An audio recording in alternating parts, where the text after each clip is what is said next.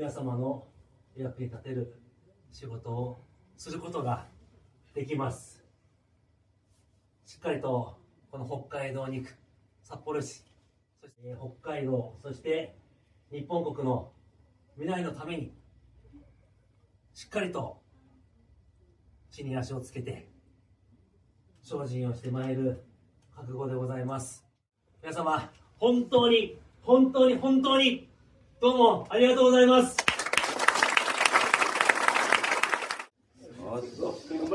よし